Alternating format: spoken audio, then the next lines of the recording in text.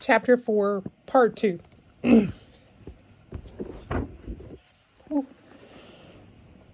Porter's generic strategies. Porter argued that there are but two basic types of competitive advantage a firm can possess: low cost or differentiation.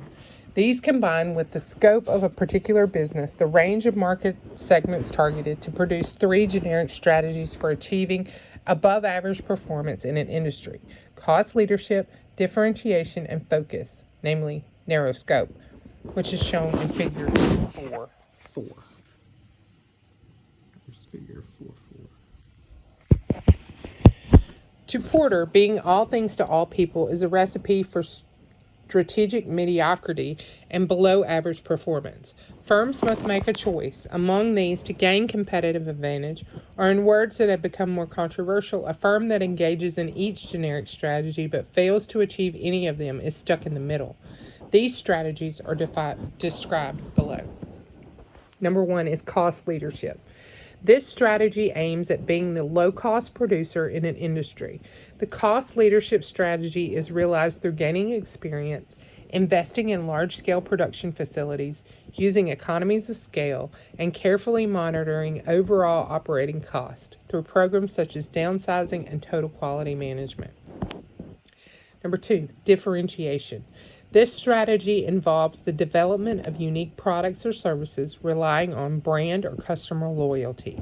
A firm can offer higher quality, better performance, or unique features, any of which can justify higher prices. Number 3 is focus. This strategy needs to serve narrow market segments. A firm can focus on particular customer groups, product lines, or geographic markets.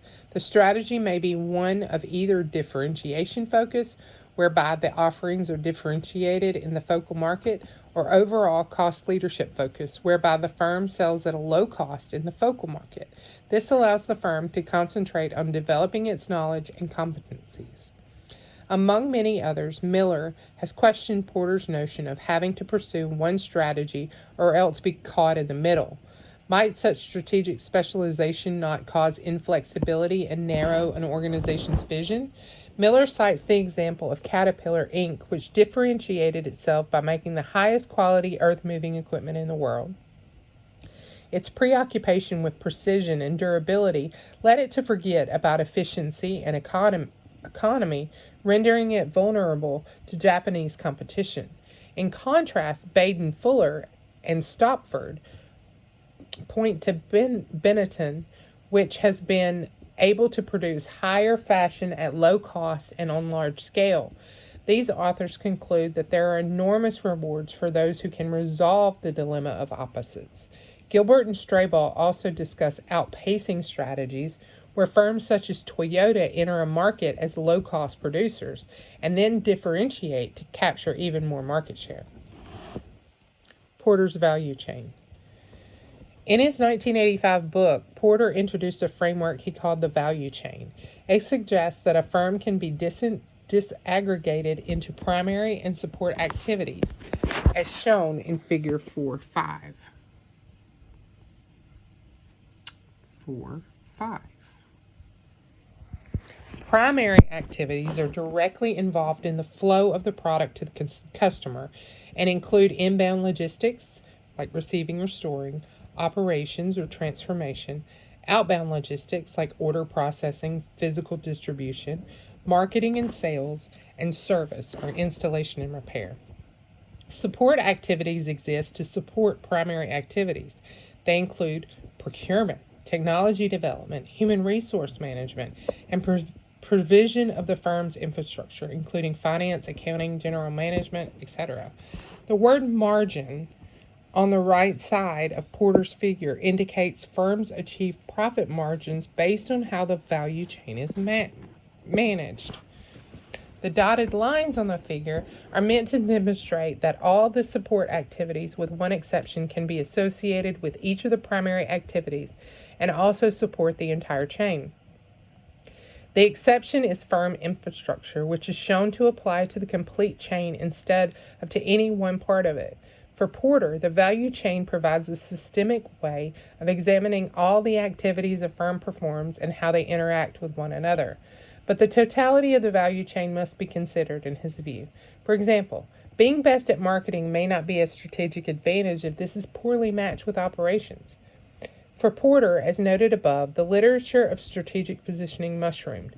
We have not the space here to attempt any thorough review of this. Rather, we seek to offer synthesis by presenting a structure to consider the nature of his work as it developed increasing sophistication. The 4 kinds of positioning school research. One possible means by which to link the various research activities of this school, in effect, a way to position the efforts of the positioning school, is shown in Matrix 4-6. Research is divided into that concerned with single factors as opposed to cluster of factors. Can you see it? And that concerned with static conditions are as opposed to dynamic ones. The activity of this school can be found to take place in all 4 of the resulting boxes, although the tendency has been to favor the simpler forms of research. Single status research. Probably the greater part of the research fits into the single static cell. Some of this focuses on particular generic strategies such as outsourcing or product bundling and seeks to find the industry conditions that favor them, or the strategies best pursued under given conditions. But other work, more in the spirit of the second wave, simply considers the effectiveness of different strategies per se. For example, does diversification pay, on which there has been an enormous amount of research. Cluster status research.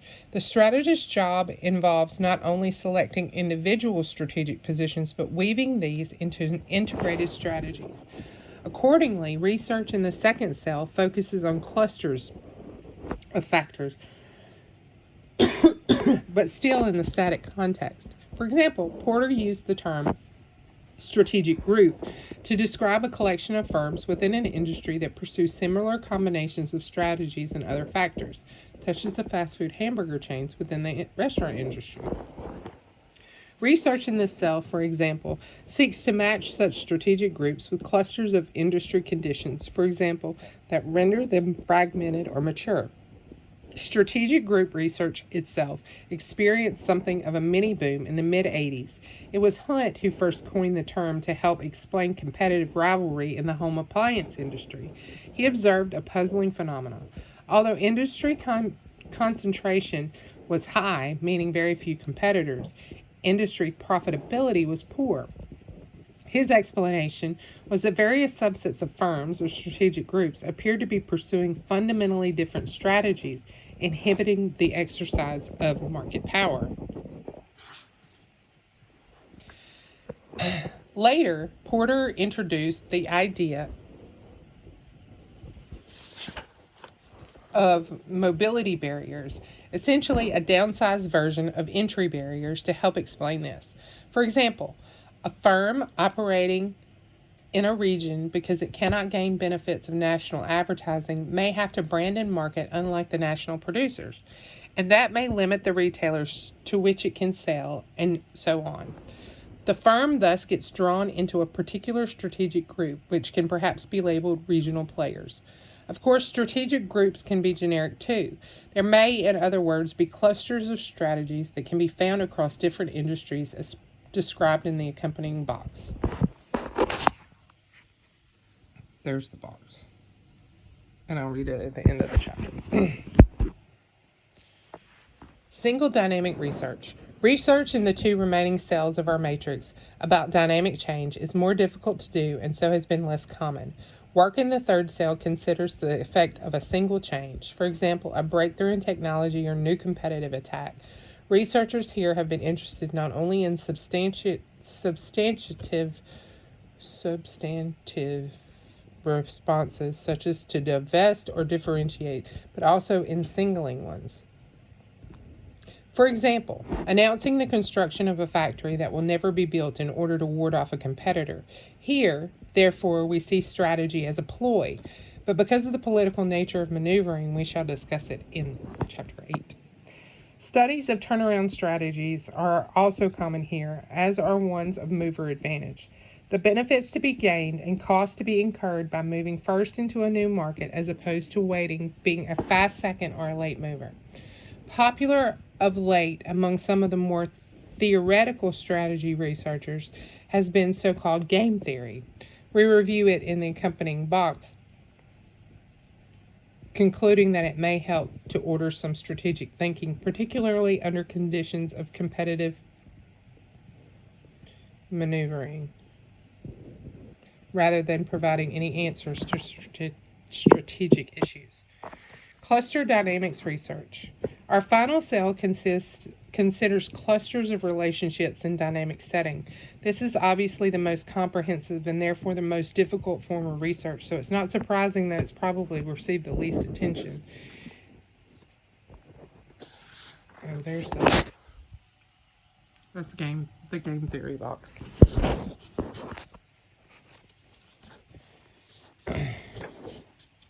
Issues considered here include the dynamics of strategic groups, how they rise and develop over time, the evolution of industries, including life cycles, and the rise and fall of competition.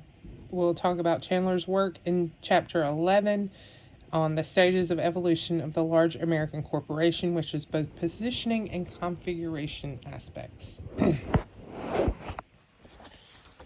So here's the critique of the positioning school.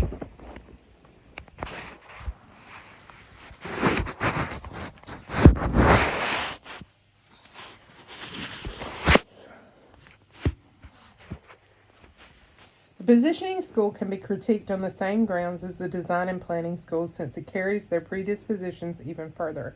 As we discussed in the design school, the separation of thinking from acting, formulation done at the top through conscious thought, here based on formal analysis, implementation to follow lower down through action, can render the strategy making process excessively deliberate and so undermine strategic learning.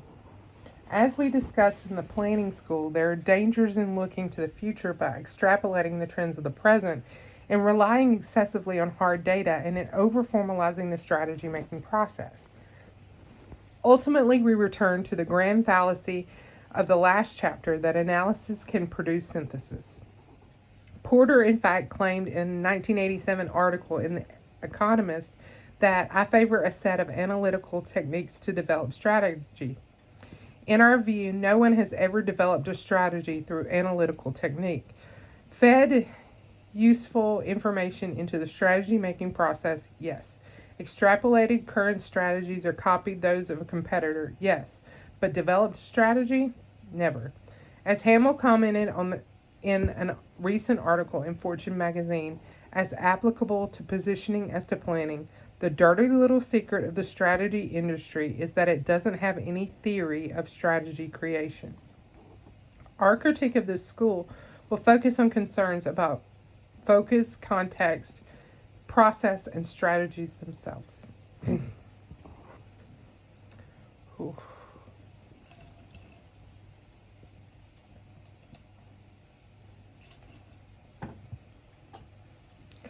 Concerns about focus.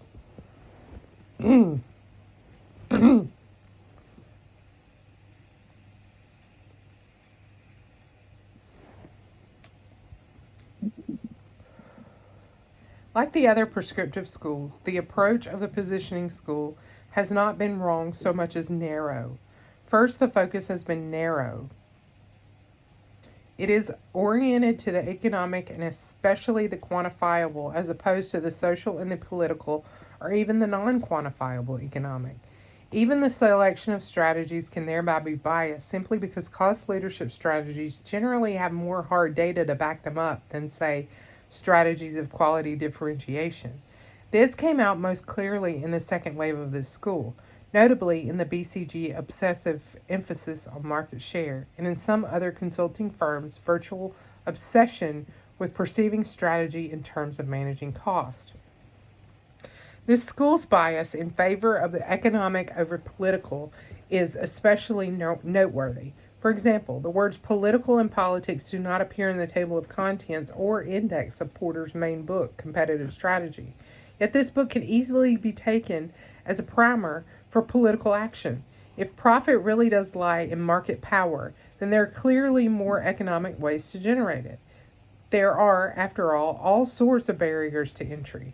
It does not take a great deal of imagination to read between the lines of sentences such as government can limit or even foreclose entry into industries with such controls as licensing requirements and limits on access to raw material. Occasionally, Porter stepped across the fine line between competitive economics and political maneuvering. Quote, for large firms suing smaller firms, private antitrust suits can be thinly veiled devices to inflict penalties. Suits force the weaker firm to bear extremely high legal costs over a long period of time and also divert its attention from competing in the market.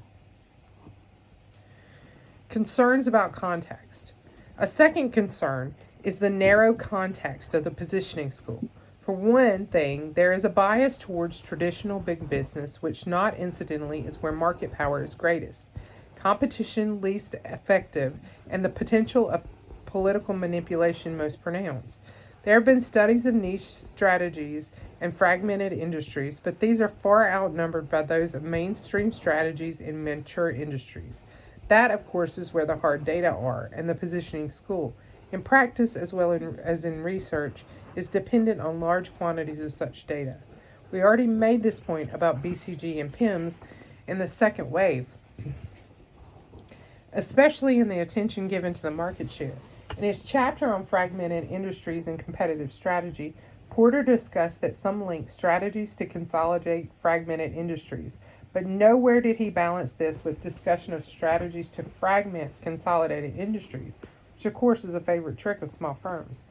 In one section, he also discussed industries that are stuck in a fragmented situation, but nowhere did he consider ones that are stuck in a consolidated situation. The bias towards the big, the established, and the mature also reflects itself in a bias towards conditions of stability, much as in design and planning schools.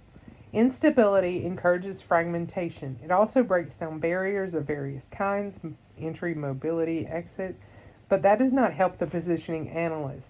How can one tell who has what market share in an unstable industry? Indeed, it's interesting that amidst this focus on formal analysis, under conditions of relative stability, another side of this school considers the dynamic aspects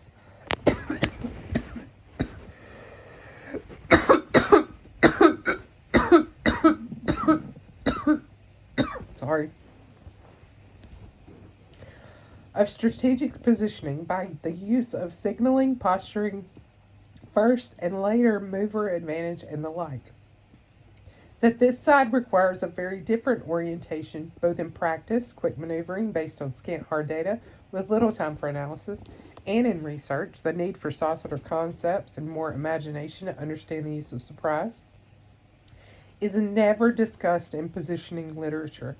The result is a conceptual schism in this school. It tells the practitioner, on the one hand, to study carefully and move generically, and on the other hand, to move fast and unexpectedly. Take your pick, in some sense, between paralysis by analysis and extinction by instinct. Overall, much of the problem may stem from a bias in this school toward the external conditions, especially of industry and competition, at the expense of internal capabilities.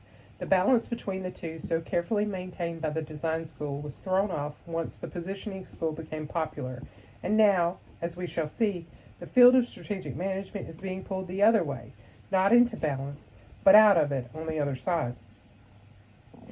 In a controversial paper entitled How Much Does Industry Matter?, UCLA Professor Richard Rumelt used government statistics to examine the performance of manufacturing firms for the years of 74 through 77.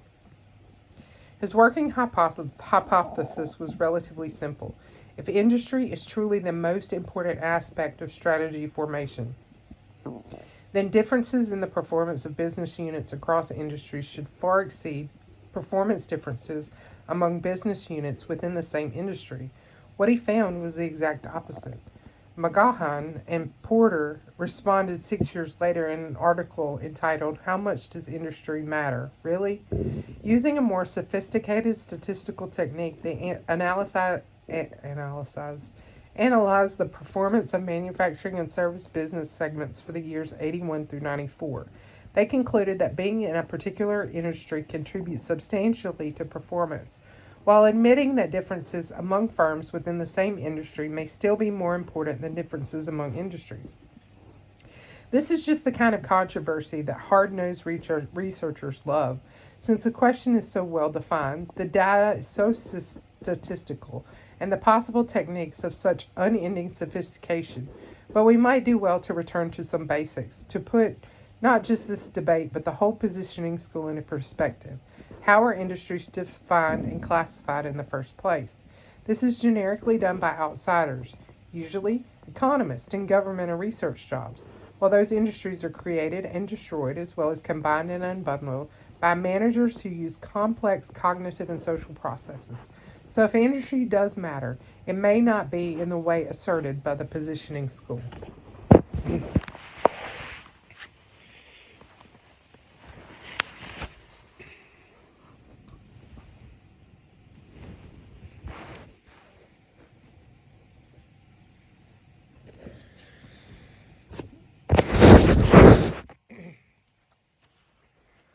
The third, concerns about process. The third concern relates to process. The message of the positioning school is not to get out there and learn, but to stay home and calculate.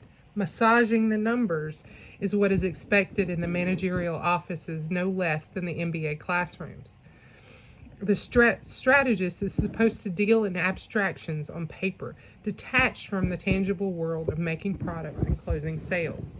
Clausewitz argued in the last century that calculation is the most essential thing to the end of attaining superiority. Yet he also acknowledged that an infinity of petty circumstances produce unexpected incidents upon which it is impossible to calculate. That is the dilemma for all of the positioning school. Calculation, as already suggested in our critique of the planning school, can impede not only learning and creativity, but also personal commitment. With the planners sequestered in the central offices feeding reports to top managers, everyone gets slighted as a mere implementer. People may be forced to pursue strategies dictated not by the nuanced appreciation of a complex business, but by pat numerical calculations carried out by analysts who may know little about the petty details of the business. Opportunities for innovative strategy do not emerge from sterile analysis and number crunching. They emerge from novel experiences that can create opportunities for novel insights. Brunson has compared a commitment building type behavior more an active will than a cognitive process, with a critical scrutinizing type behavior which disregards emotional involvement and is more apt to reject than to accept. In other words, the calculation of analysts can displace the commitment of actors. Hence, there is no such thing as an optimal strategy worked out in advance. A successful strategy is one that committed people infuse with energy. They make it good by making it real and perhaps making it themselves. That is not quite the same thing as claiming, as Porter did recently, that factors, assets, and people can and must be assembled and accumulated. Okay, hold on. Gotta plug in the phone again. It was not ready to be unplugged.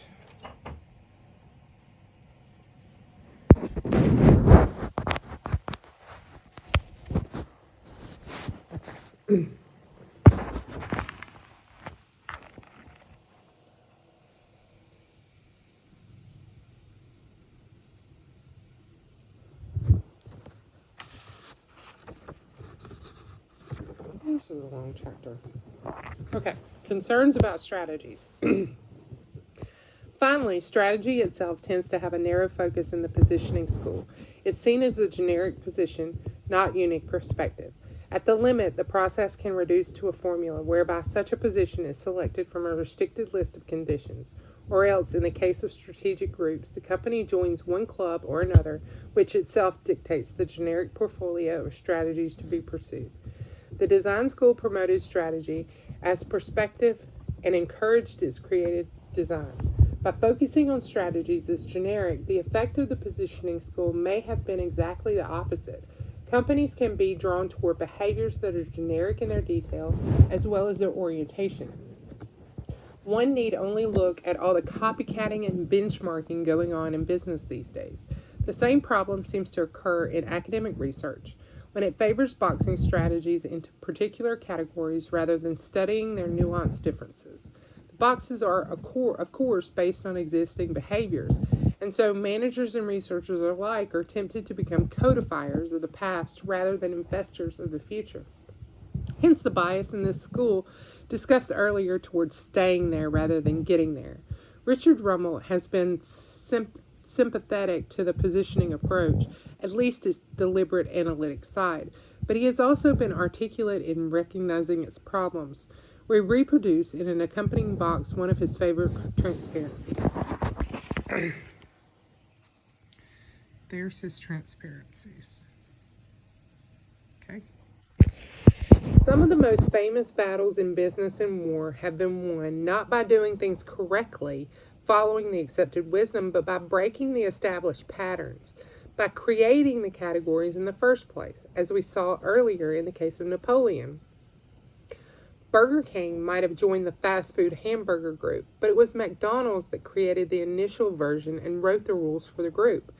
Some firms stay home and do competitive analysis. Others go out and create their own niches, leaving them with no competition to analyze.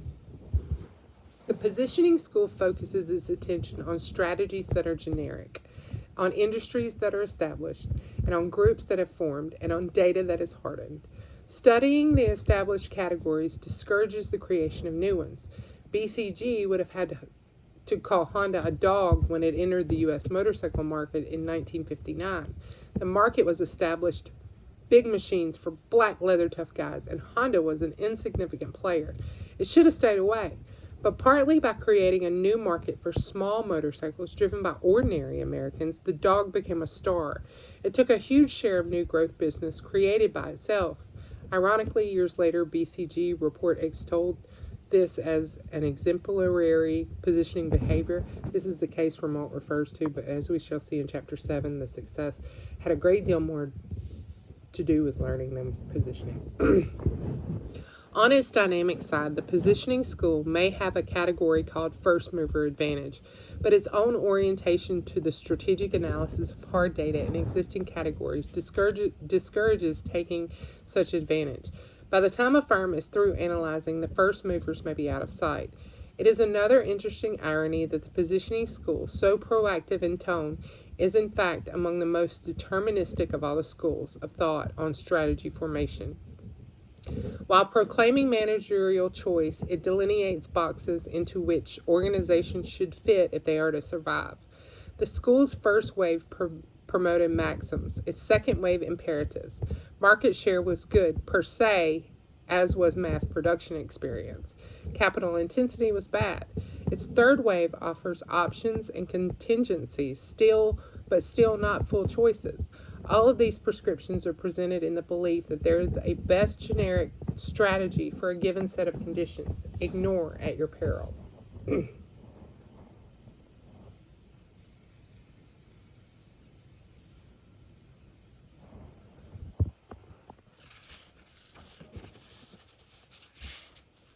Okay, a few more pages in this chapter. Why Porter's What is Strategy may not be. In a 1996 Harvard Business Review article entitled What is Strategy, Michael Porter responded to his critics. He emphasized the importance of strategy, referring in contrast to constant improvement in operational effectiveness as a necessary but not usually sufficient condition for superior profitability. While such a conclusion can hardly be disputed, Porter went on to list 6 points for sustainable competitive advantage, the first 5 of which pertain to strategy and overall organizational issues, while the 6th reads operational effectiveness as given. But would any manager who struggles with that last point every day accept such a dismissive role for it? Moreover, improvements in operating effectiveness can be a kind of strategy, as perhaps in the role innovation at 3M. Indeed, such improvements often produce the breakthroughs that induce key changes in strategy. But in this article, Porter continues to see strategy as necessarily deductive and deliberate, as if strategic learning and emergent strategy do not exist. As he commented in response to letters to the Harvard Business Review, if strategy is stretched to include employees and organizational arrangements, it becomes virtually everything a company does or consists of. Not only does this complicate matters, but it obscures the chain of causality that runs from competitive environment to position to activities to employee skills and organization. But what's wrong with seeing strategy in everything a company does or consists of? That's simply strategy as perspective rather than position. And why must there be any such chain of causality at all, let alone having to run in one direction? Indeed, Porter's narrow view of the strategy process leads him to an astonishing conclusion, namely that Japanese companies rarely have strategies, and that they will learn to have strategies. Were this true, and given the performance of so many Japanese companies, how could strategy be a necessary condition for corporate success? In our opinion, however, it's not true at all. Rather than having to learn strategy, the Japanese might better teach Michael Porter about strategic learning. Porter argues strongly throughout the article for distinctiveness of strategy and for creativity and insight in finding strategic position. He rails against the benchmarking, herding, and imitating he sees as so common in today's corporations. This is a welcome commentary, but the question must be raised as to how many of these practices have been encouraged by the very procedures Porter has so long advocated. At one point, he criticizes activities that have become too generic as a result of outsourcing. Porter uses words choice of strategy and choosing strategy often in this article. At one point, he defends his 3 generic strategies with the comment that this framework introduced the need to choose in order to avoid being caught between what I describe as the inherent contradictions of different strategies. But are creativity and insight promoted by finding and choosing generic strategic positions as opposed to inducing and inventing novel strategic perceptives? Porter's basic model includes what writers of military strategy call come-as-you-are approach to strategy. Once the strategic confrontation begins, you are stuck with what you've got. You can change only before or after. But in business, there is usually no before, during, or after. One exception, those discrete strategic moves in diversification may explain why Porter is so fond of analyzing them. Organization building and people development, which some other people see as intricately tied up with strategy, require ongoing processes rather than distinct moves. This seems to include the Japanese, who tend not to view time as some kind of broken up linear succession of before, during, and after. In our view, Porter calls for many of the right things in this article, but suggests going about them in a number of wrong ways, or at least we should say, in overly restricted ways. Because what Porter really does in this article is retreat back into the positioning school, dismissing or ignoring other important points of view. Perhaps academics and consultants can grab hold of one part or other of the strategy elephant. Managers, however, must deal with the entire beast. Bill Andrews, as a doctoral student at the University of Georgia, used an earlier version of this manuscript in a course. He proposed an additional stanza to our opening poem, which serves as an ideal conclusion to this critique. The 10th, as an economist at once the problem saw, and having never touched the beast, avoided empirical flaw. Saith he, the elephant with all his strengths in verve is best depicted on a graph and similar to a curve. The contribution and context of the positioning school. We conclude that with its emphasis on analysis and calculation, the positioning school has reduced its role from the formulation of strategy to the conducting of strategic analysis in support of that process as it proceeds in other ways. Strategy making, as we continue to describe it in this book, is a far richer as well as messier and more dynamic process than the rather ordinary and static one depicted in this school. Thus, the role of positioning is to support that process, not to be it. This school has added content to the planning school, no small achievement, while shifting the role of planner to that of analyst. In practice, of course, the techniques of planning never really worked for strategy making, while those of analysts have been able to inform the process significantly. Strategy analysis would appear to be appropriate for strategy making where conditions are sufficiently established and stable to offer appropriate data which can be analyzed at a single center. Such analysis should, however, never be allowed to dominate the process. A host of soft factors always have to be considered alongside the hard ones. In other words, no Gresham-like law of strategy analysis can be allowed to operate in practice or in research, whereby the hard data inputs drive out the soft ones, and whereby a portfolio of positions drives out thinking about integrated perspective. Where analyzing the numbers or even reading the results have stopped strategies or researchers from getting into tangible world of products and consumers, then the positioning school has done strategic management a disservice. Otherwise, the positioning school must be counted as having made a major contribution to strategic management. This school has opened up tremendous avenues for research and has provided a powerful set of concepts for practice, but people must build from these, developing a synthesis that encompasses a broader perspective within this school of thought, and more importantly, finding ways to combine it with the views of the other schools. In other words, the positioning school must use its powerful foundation not to restrict strategic vision, but to enlarge it. Okay, so let's go back to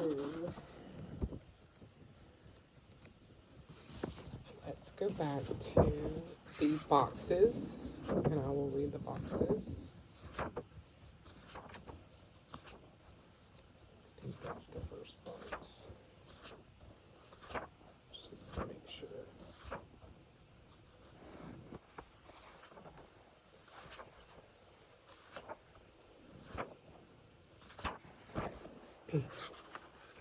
That's the first box. Okay, the first box is United States Principles of War based on Clausewitz.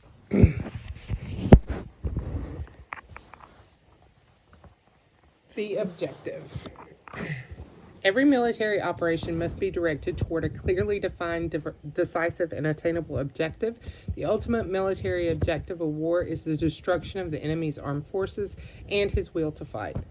The offensive. The offensive action is necessary to achieve decisive results and to maintain freedom of action. It permits the commander to exercise initiative and impose his will upon the enemy. The defensive may be forced on the commander, but it should be deliberately adopted as only a temporary expedient.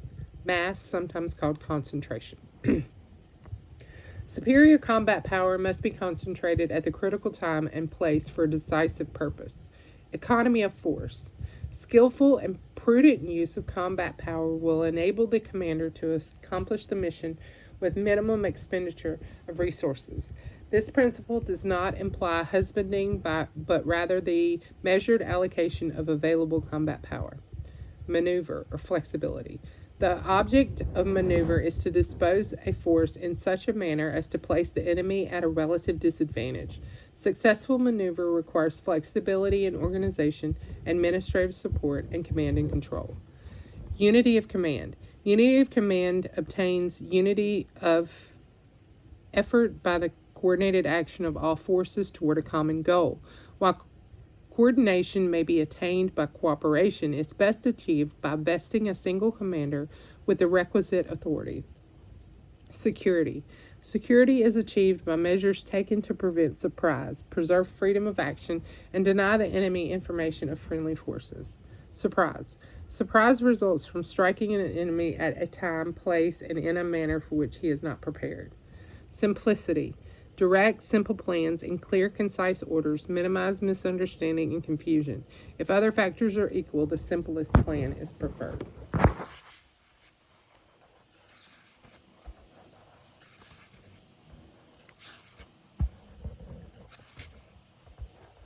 see, what's the next box?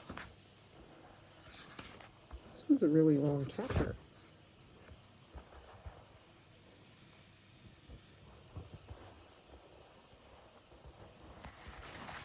Okay, so the next box is generic strategic groups. So you have your niche players, which are highly differentiated, usually by quality or design, with narrow scope core businesses like The Economist magazine. Then you have your pioneers, who have a very focused scope and highly innovative design. They're the first movers, as in the origins of Apple computers or certain film companies. You have your local producers, undifferentiated strategies in particular geographic niches like the corner gas station or the National Post Office.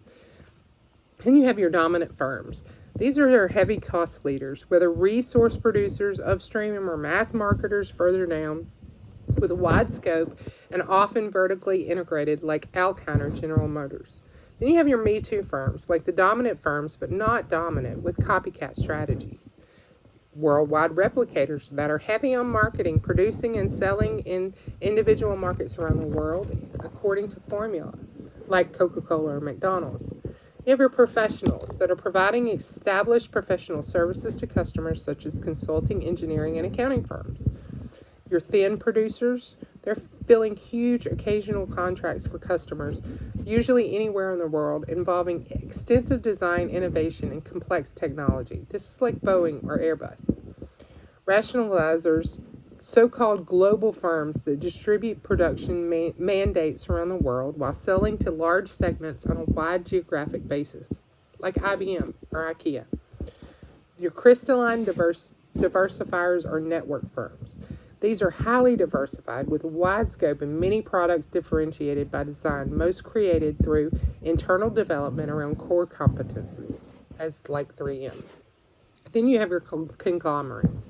They're often made up of unrelated diversification by acquisition of dominant firms.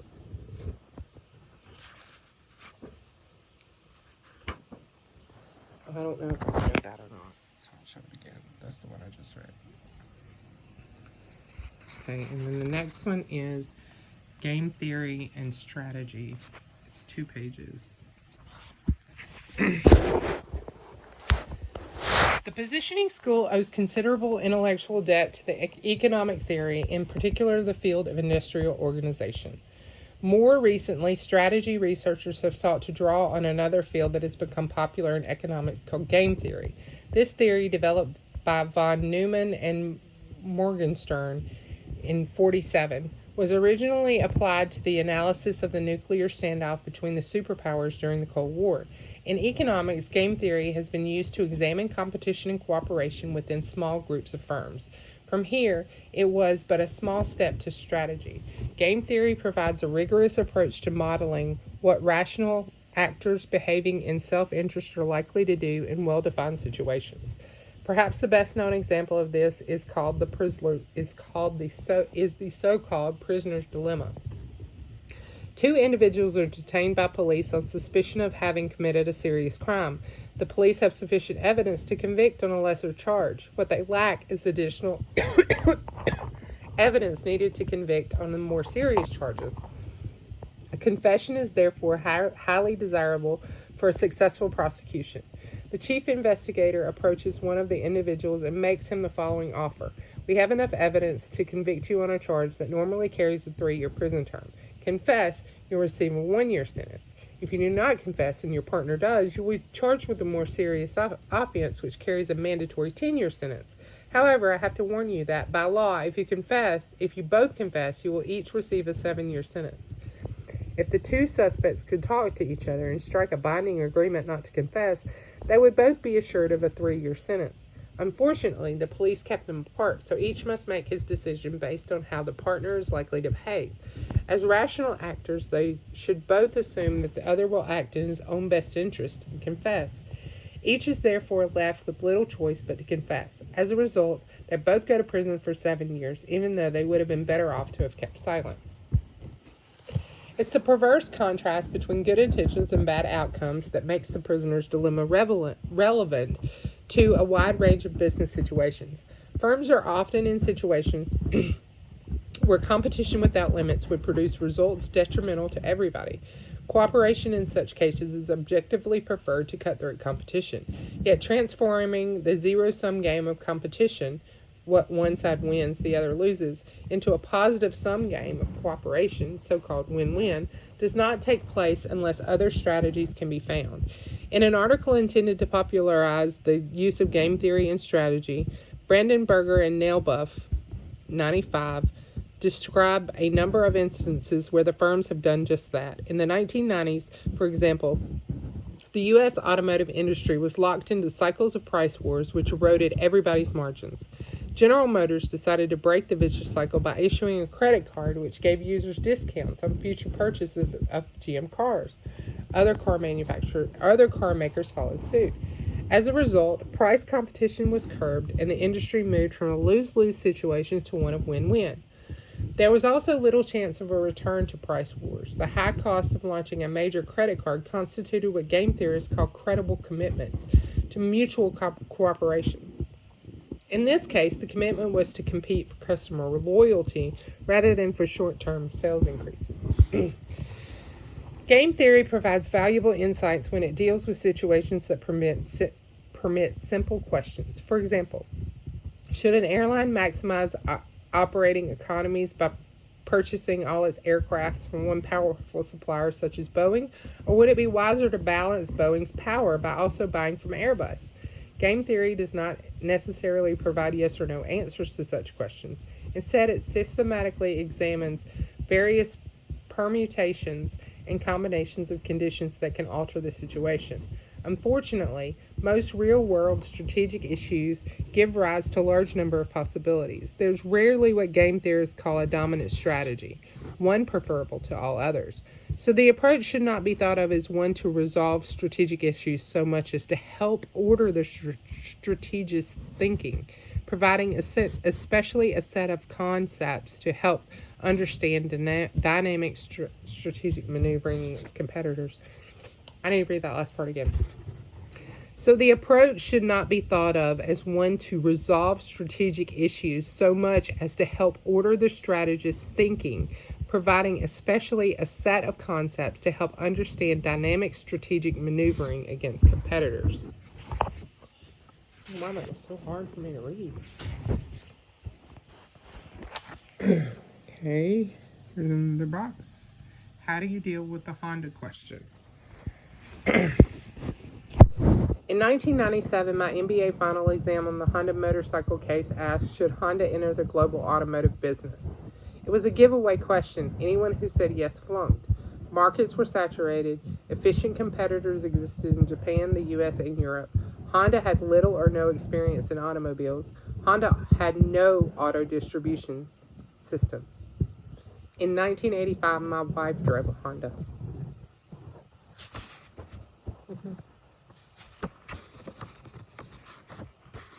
Maybe that's the last one. That was the last one.